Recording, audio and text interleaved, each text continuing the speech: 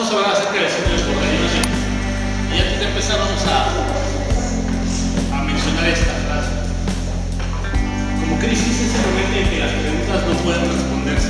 Realmente una parada cardíaca, como bien lo comentaba el doctor, es un evento catastrófico realmente. Nadie quiere enfrentarse a una parada cardíaca, y más si no tiene los elementos y los conocimientos necesarios para hacerle frente a esto. Todos los cursos, por ejemplo el ACLS, el ATLS, el ABLS, todos los cursos están diseñados de manera que nosotros no tengamos duda ante la situación y poder resolver en ese momento el problema. La siguiente, por favor. Vamos a mencionar al doctor Peter Safar, que es conocido como el padre de la medicina de reanimación, y él desde la década de los 60 hacía una división en cuanto a la reanimación básica, prolongada y avanzada, ¿sí?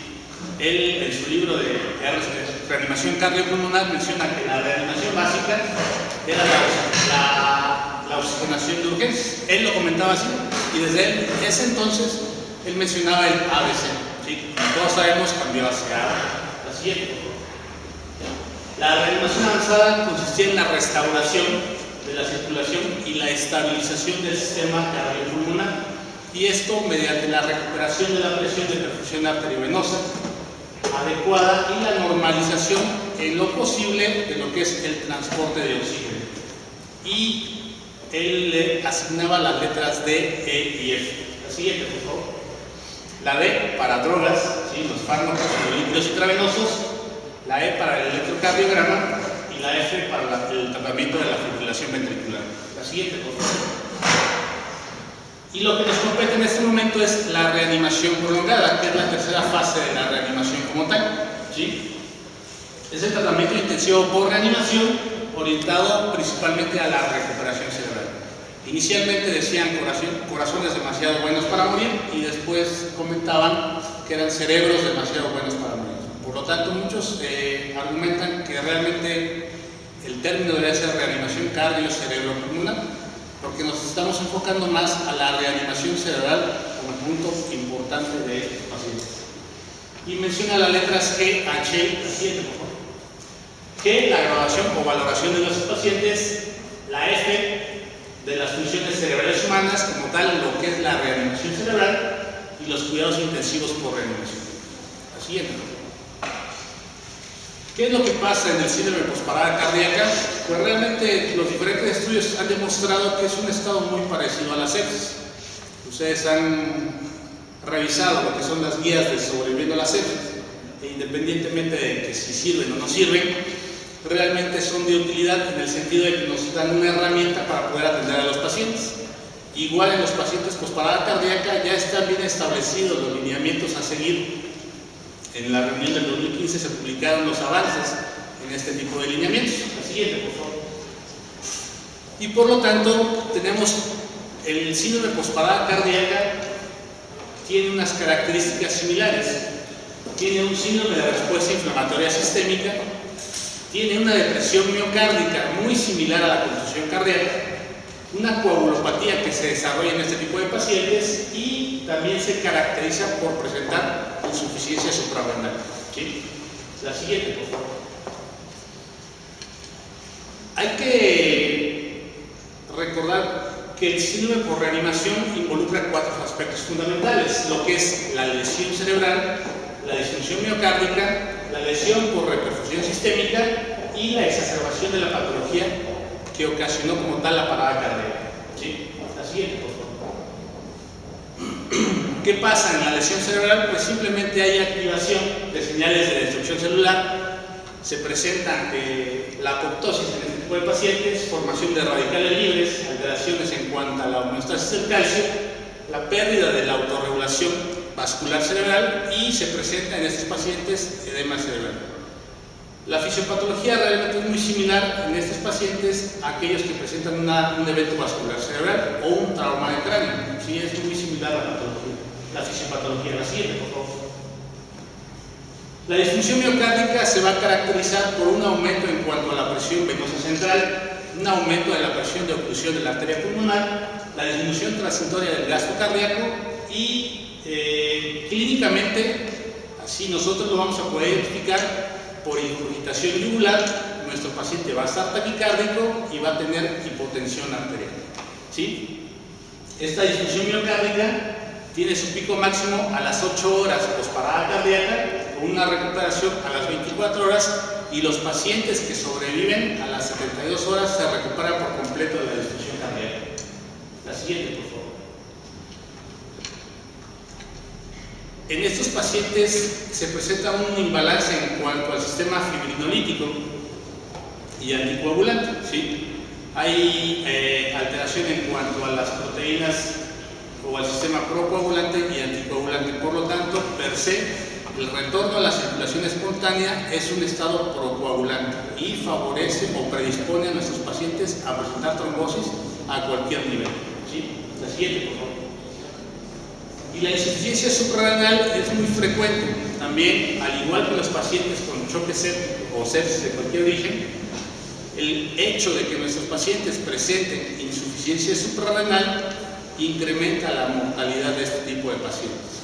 De ahí que uno de los puntos en cuanto al tratamiento se menciona el empleo de esteroides, ¿sí? Al igual que en la sepsis. La siguiente, por favor.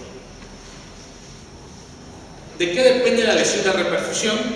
Pues la lesión de reperfusión va a estar determinada por el tiempo o la duración de la parada cardíaca, ¿sí? Entre más tiempo pase nuestro paciente en paro cardíaco, aunque se le estén dando maniobras de reanimación, va a presentar lesión por reperfusión, ¿sí? De isquemia y de reperfusión. Independientemente, los órganos más afectados principalmente van a ser cerebro, corazón y riñones, ¿sí? La siguiente. En 2010, antes del 2010, las guías de reanimación cardiopulmonar no hacían mucho énfasis en cuanto a lo que es el síndrome posparada cardíaca. En la revisión que se hizo del 2010 ya englobaban un apartado especial para determinar o estudiar este tipo de pacientes, y se empezaron a hacer los primeros tratamientos ya con nivel de evidencia. En la revisión del 2010 que se hizo, mencionaban que una vez que se logra el retorno a la circulación espontánea, hay diferentes fases por las cuales pasa nuestro paciente. La primera fase es en los primeros 20 minutos de regreso de la circulación espontánea. La fase temprana va de los 20 minutos a las primeras 6 a 12 horas. Y esta fase temprana es de vital importancia porque es donde mayor impacto van a tener las medidas terapéuticas que nosotros realicemos en nuestros pacientes. Principalmente en las primeras 6 horas. De las 12 a las 72 horas es una fase intermedia.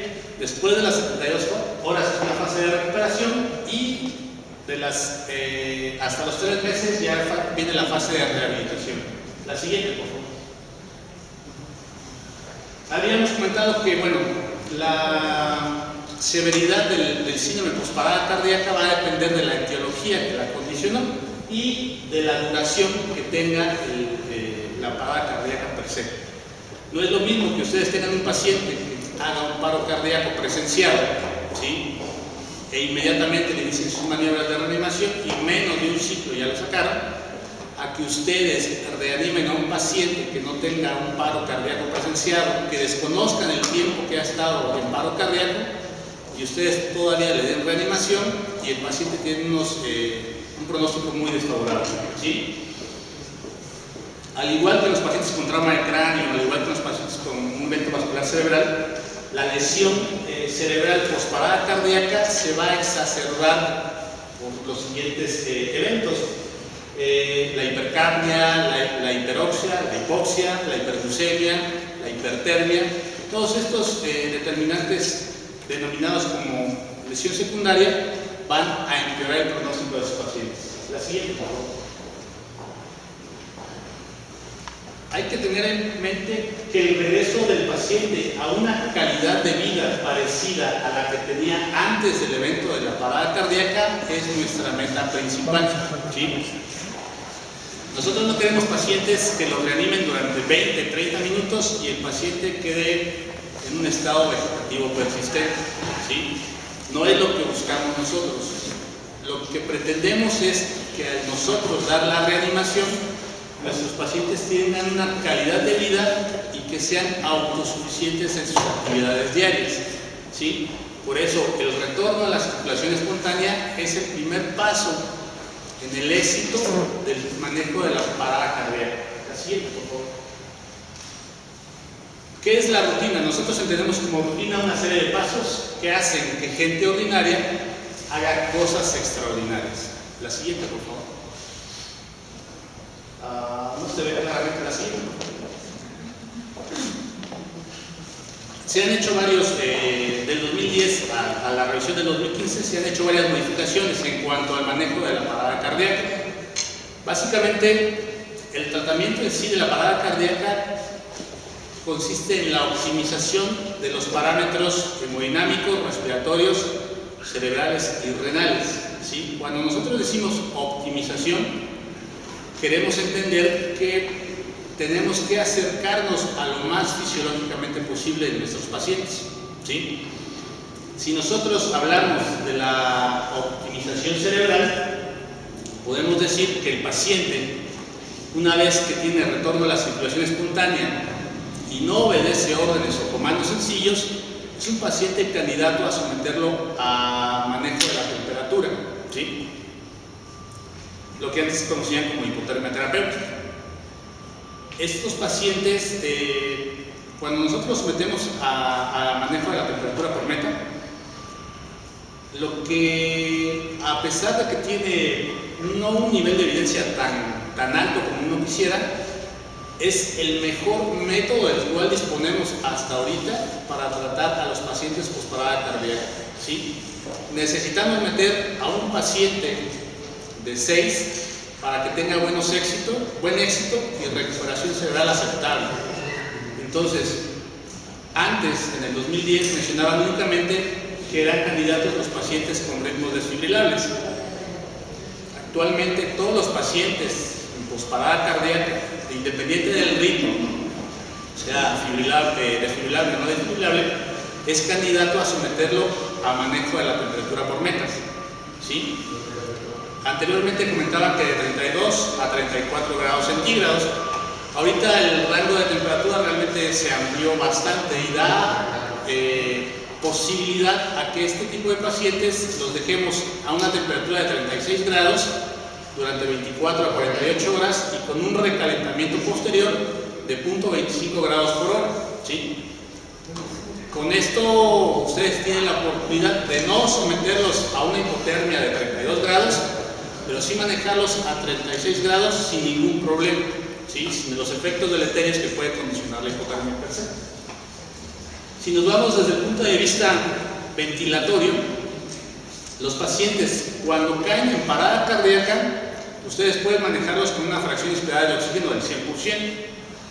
Una vez que regresa la circulación espontánea, tienen que mantener una fracción inspirada de oxígeno suficiente para que tenga una pulsioximetría de al menos 94%, ¿sí? Mencionan que entre 94 y 96%, pero lo mínimo que pueden tener es 94%. Estos pacientes no pueden someterlos a hiperoxia porque van a condicionar mayor formación de radicales libres, y tampoco pueden someterlos a hipoxia porque hay un desbalance en el aporte y el consumo de oxígeno en este tipo de pacientes. Si ustedes no aportan la cantidad suficiente para mantenerlo al 94% y le aportan de más, incrementan la mortalidad, así como si le aportan menos, igual van a incrementar la mortalidad. El CO2 es otro punto muy importante en el manejo de estos pacientes. Lo ideal es que se mantenga los parámetros fisiológicos establecidos. En términos generales deben tener un CO2 de 40 milímetros de mercurio, ¿sí? Más o menos 4. Hay que recordar que tanto la hipercapnia como la hipocapnia tiene efectos deleterios sobre la autorregulación de la vasculatura cerebral, y este tipo de pacientes en las primeras 12 horas son muy lábiles a los cambios de la concentración de CO2. Por lo tanto, no se recomienda que los manejen con frecuencias respiratorias altas. Siempre la meta es mantenerlos entre 40 más menos 4, ¿sí? Si Si nos vamos a la optimización hemodinámica, habíamos comentado que estos pacientes cursan con una disfunción miocárdica, ¿sí? Paciente, comentamos, taquicárdico, inclinación yugular e hipotensión arterial. La hipotensión arterial es un factor deleterio para el pronóstico de estos pacientes. ¿De qué podemos echar mano? Como es una disfunción miocárdica, de lo que más fácilmente disponemos prácticamente en todos los hospitales es de la dobutamina, ¿sí? La dobutamina es ideal iniciarla a dosis bajas, entre 2 y 5 microgramos kilominuto. Realmente no se requiere más de 8 microgramos para mejorar la hemodinámica de estos pacientes. Sin embargo, hay que recordar que la dobutamina va a incrementar el consumo de oxígeno miocárdico y predispone o es arritmogénico, ¿sí? Entonces, hay que tener cuidado en este sentido. Si ustedes sospechan que el aporte y el consumo no están en una relación satisfactoria, no podrían echar mano de este tipo de medicamento. Hay muchos medicamentos, levosimendan, también amiodarona, pero no en todos los hospitales disponen de estos. Si tienen dobutamina, inicien la dobutamina, ¿sí? PVC. Hay mucho que hablar en cuanto al empleo de la PVC, si se usa, no se usa, es útil. Realmente es un parámetro de utilidad, no como un valor aislado, sino como una serie de tendencias, una tendencia en cuanto a nuestros pacientes. Si nosotros tenemos un paciente y empezamos a manejar líquidos, que el aporte de líquidos en las primeras 24 horas de esos pacientes es en promedio de 3 a 4 litros, no más, porque balances positivos incrementan la mortalidad. Si ya le pasamos líquidos y no mejora la presión arterial, hay que echar mano de la dobutamina, y si no mejora aún así de la dobutamina, de vasopresores, como la norepinefrina, ¿sí? Presiones venosas centrales mayores de 12 milímetros de mercurio son deleterias en estos pacientes. La meta es que no rebase los 12 milímetros de mercurio, ¿sí? Y no hay que rebasar balances en las primeras 24 horas de más, balances positivos de 3 litros, ¿sí? Si va viendo que su paciente está reteniendo más líquidos de los que está eliminando, hay que tener cuidado en este tipo de pacientes. Hay que empezar a eliminar todo el exceso de líquidos que está reteniendo, ¿sí? El control metabólico es otro aspecto muy importante en este tipo de pacientes. Hay que evitar la hipernatremia, hay que evitar la hiponatremia. El control estricto de la glucosa ya se vio que sí es bueno, pero en estos pacientes, cuando presentan hipoglucemia, incrementa la mortalidad. Por lo tanto, se recomienda que tengan un control de la glucosa estándar. Y estándar lo refieren entre rangos entre 140 y 180, no más de 180, ¿sí? No como antes que se manejaba que debían tener glucosas menores de 120 hasta 100, ¿sí? El control de la temperatura es otro aspecto muy importante. Los pacientes que se someten a hipotermia los van a manejar a 36 grados, pero una vez que iniciaron el recalentamiento son muy propensos a presentar hipertermia, ¿sí? Por lo tanto, la temperatura en este tipo de pacientes hay que prevenir que después del recalentamiento que tenga el paciente presente hipertermia, y no debe exceder la temperatura mayor de 37.7 grados centígrados, ¿sí? Pueden usar lo que quieran o lo que tengan disponible, farmacológicamente hablando, o medios físicos si ustedes lo desean. Y en cuanto a la optimización renal, se ha visto que este tipo de pacientes presentan muy frecuentemente lesión renal. Y por lo tanto, el hecho de que presenten lesión renal incrementa hasta el 50% la mortalidad, ¿sí? Balances positivos de más de 3 litros, elevación del BUN y elevación de la creatinina incrementa la mortalidad en estos pacientes, ¿sí? La siguiente, por favor. No se ve muy claro. La siguiente, por favor. Una vez que nuestro paciente logramos el retorno de la circulación espontánea, otro punto muy importante para mejorar la función cerebral es mantener saturaciones venosas centrales de oxígeno mayores del 65%. Otros literaturas mencionan que más del saturaciones venosas de más del 70%. Y la monitorización de la saturación venosa central es un punto muy importante. Pacientes que tengan saturaciones venosas centrales de menos del 60%, más del 50% va a presentar un nuevo evento de parada cardíaca. ¿Sí? Entonces pueden estar monitorizando la saturación venosa central y ver cuál es la tendencia. Si se normaliza o si disminuye, quiere decir que hay un desbalance entre el aporte y consumo de oxígeno. ¿Sí? Y por lo tanto pueden establecer el pronóstico de sus pacientes. La optimización de la PVC, decíamos PVC entre 8 a 12, no mayor de 12, o la PCP si sería un catéter de una arteria pulmonar. El manejo de los hemoderivados, siempre y cuando la hemoglobina sea menor de 9, entre 7 y 9, y luego el con sepsis. La optimización del gasto cardíaco con el empleo de inotrópicos o vasopresores, si es necesario. Y si no, si ya logramos todas nuestras metas terapéuticas, al igual que nuestros pacientes con sepsis, hemos cumplido la optimización. Acuérdense, optimización cerebral, ¿sí? Manejo del oxígeno, el CO2, la hipotermia, evitar eventos lesivos secundarios, la optimización hemodinámica, la PVC de 8 a 12, una presión arterial sistólica entre 90 a 100, la optimización pulmonar, que no tenga hiperoxia, hipoxia, hipercapnia, hipocapnia, la optimización metabólica, y otro punto que no se notaba en las diapositivas previas es el control de las convulsiones. Realmente el manejo de las convulsiones por anoxia o isquemia o lesión por anoxia son difíciles de tratar en este tipo de pacientes y son determinantes de un pronóstico desfavorable.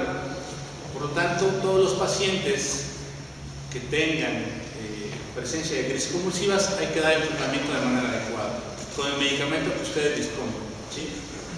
La siguiente, por favor. Comentábamos que no es lo mismo tener un paciente que tenga un evento de paro presenciado a un evento de paro no presenciado. Si se ve un paciente con un paro cardiorrespiratorio no presenciado, con retardo en el inicio de la reanimación cardiopulmonar y una reanimación de mala calidad, tiene una probabilidad de retorno o del regreso a la circulación espontánea de aproximadamente del 0.1%. ¿Sí? Entonces hay que tener mucho cuidado al momento de que nosotros determinemos a qué pacientes vamos a reanimar y a qué pacientes ya no es una opción reanimar. ¿Sí? Cuando decimos de mala calidad, acuérdense de los determinantes de una RCP de buena calidad: la frecuencia entre 100 a 120, la profundidad de las compresiones, la relación de las compresiones-ventilaciones, la expansión completa de la caja torácica de las compresiones. A eso se refiere una RCP de alta calidad. ¿Sí? La siguiente.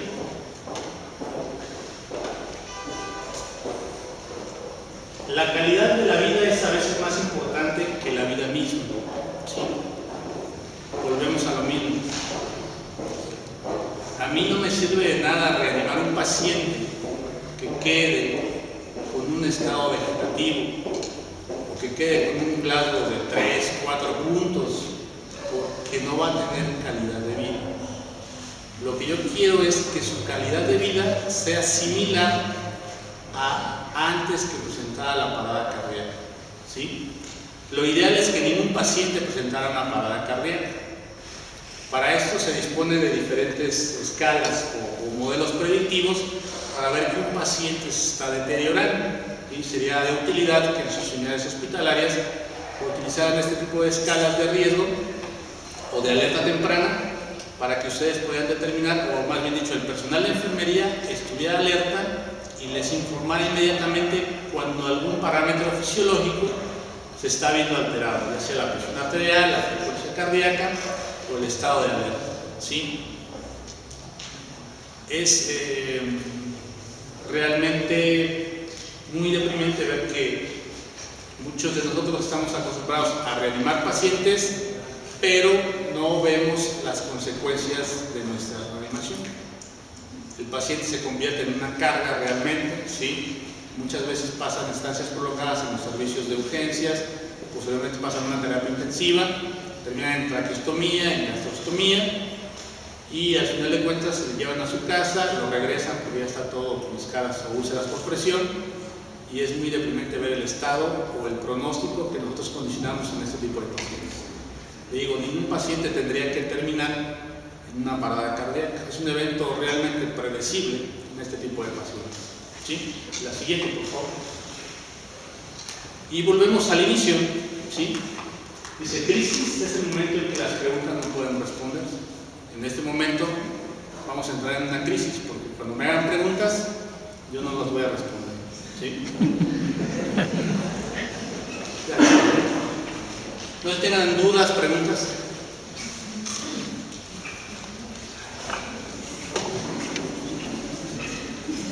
Hablen ahora. ¿Sí? En estos pacientes se recomienda algún modo ventilatorio en especial, manejando por presión o por volumen. Dicen, el modo ventilatorio es tan bueno como aquel que sabe manejarlo. ¿Sí? Si tú con un modo ventilatorio puedes conseguir tus metas terapéuticas y es el modo que tú manejas, úsalo. Realmente no hay ningún modo que se recomiende en este tipo de pacientes. La mayor parte de nosotros estamos acostumbrados a manejarlos por volumen, ¿sí? Pero si con volumen yo no logro mis metas, puedo manejarlo por presión.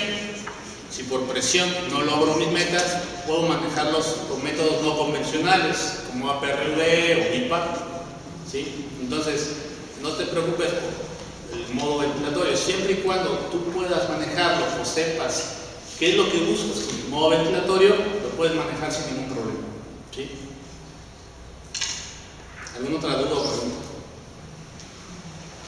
No me metí, pero sí, adelante.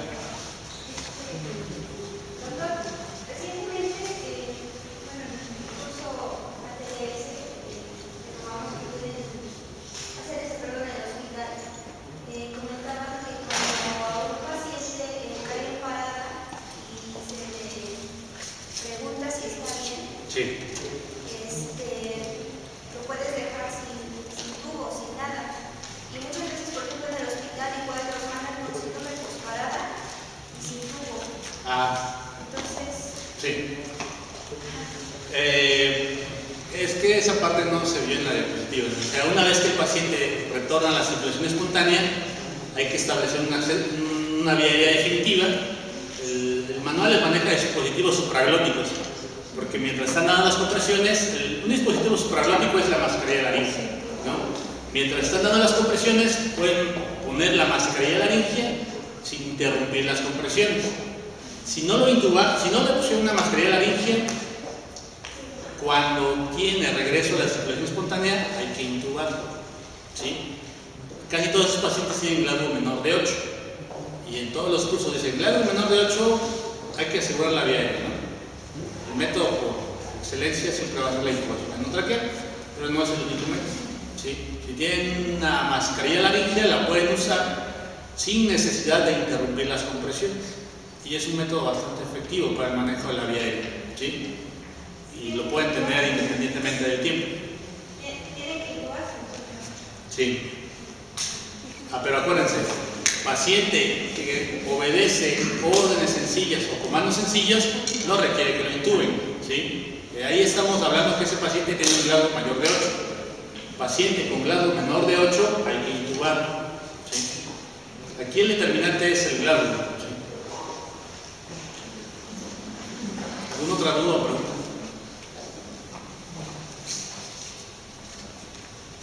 Bueno, como vemos el tema es un poco complejo. Muchas veces la certeza de una reanimación exitosa en un servicio de urgencias, con un paro presenciado y posteriormente cuando los pacientes salen pacientes tienen buena reanimación, posiblemente la evaluación por terapia, ¿qué tan frecuentes los ingresos de este tipo de pacientes a las unidades de cuidados intensivos?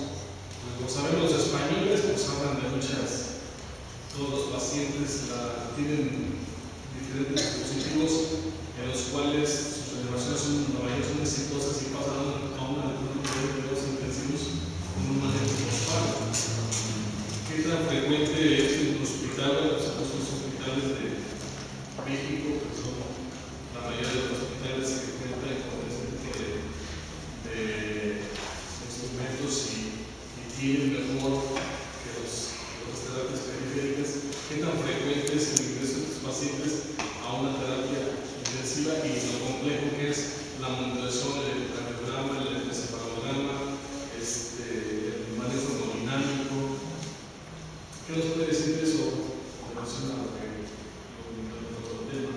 Es una pregunta bastante sencilla de responder, ¿no?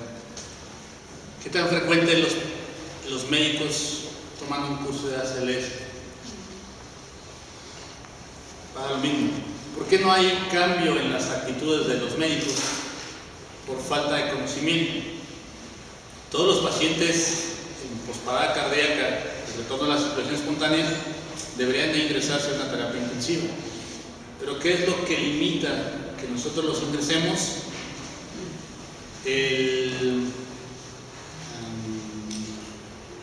La negativa del médico a ofrecerle una oportunidad para recuperarse como tal. Nosotros no podemos establecer, algo que se me dio a comentar fue cómo establecer el pronóstico en este tipo de pacientes, ¿sí?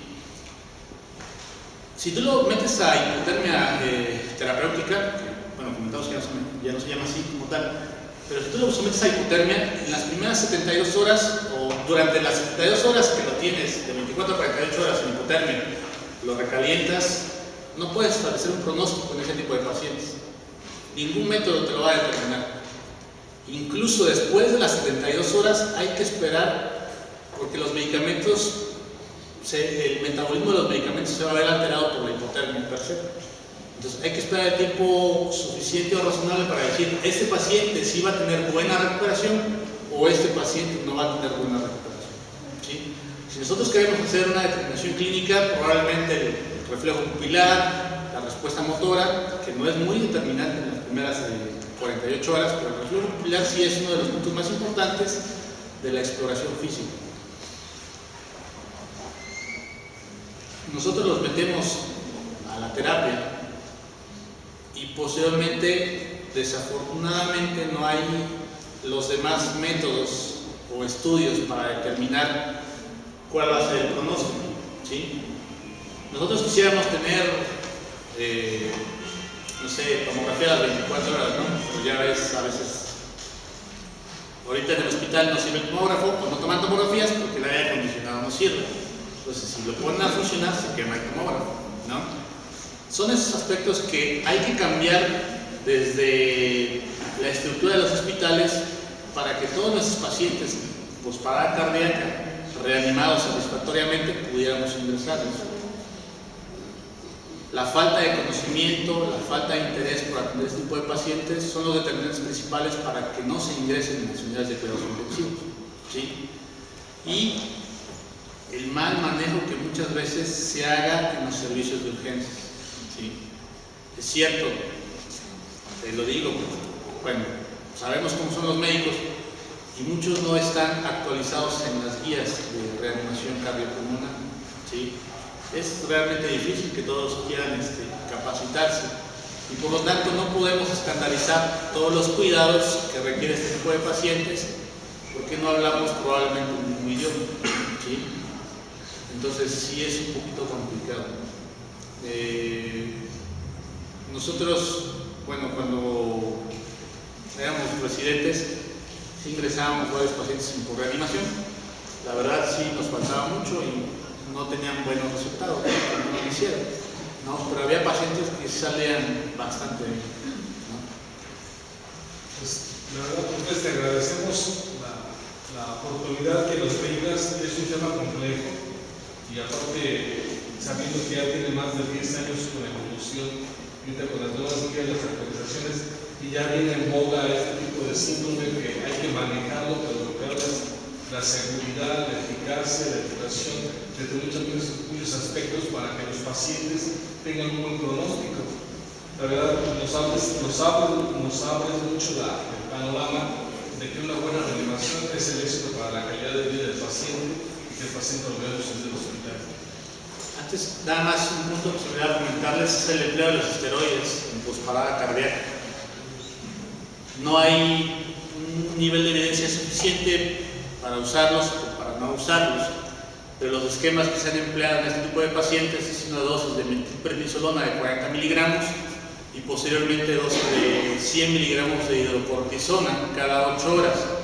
Si su paciente mejora la hemodinamia, disminuye la necesidad de vasopresores, quiere decir que le está haciendo o es efectivo el tratamiento con esteroides.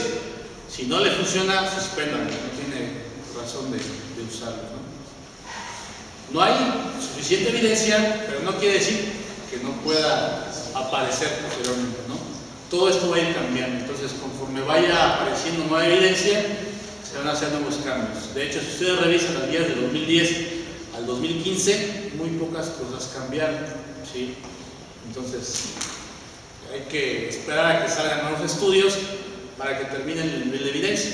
Y si revisan todos los niveles de evidencia, realmente son muy bajos. Son recomendaciones con muy bajo nivel de evidencia o bajo nivel de evidencia, ¿no? ¿Alguna otra pregunta? De lo que acaba de comentar, doctor, ¿cuánto tiempo tenemos que esperar para ver resultados en el paciente con posparada cardíaca con el uso de esteroides? ¿Y cuánto tiempo es lo ideal mantenerlo si el paciente tiene una respuesta favorable al mismo? En las primeras 48 a 72 horas podemos darnos cuenta de si es efectivo o no el empleo de esteroides. Y habitualmente se usan igual que en la sepsis, hasta 7 días, 5 a 7 días en promedio. ¿Sí? ¿Alguna otra pregunta? Pues si no hay ninguna otra pregunta, pues... Perdón, unas preguntas, doctor, un agradecimiento de verdad muy extensivo por de nuestros compañeros hacia usted, el llamado que recibió y la respuesta tan favorable que nos dio. Sabemos que usted es un fisiólogo de la vieja escuela, sabemos que es pionero en la medicina del paciente en estado crítico y bueno, a cuentas para quienes lo conocemos de mucho tiempo es un ejemplo a seguir y le agradezco de antemano que haya venido. Gracias a ustedes por invitarme. Bueno, si no hay ninguna otra pregunta, otra consideración, le damos las gracias al doctor Juan Carlos Cortés Cruz, médico urgenciólogo intensivista, por habernos otorgado esta ponencia que magistralmente nos otorgó y pues bueno, haremos entrega de la constancia en nombre de la Sociedad Hidalguense de Medicina de Urgencias y Desastres y pues gracias, esperemos que no sea la última vez. Muchas gracias. Saludos.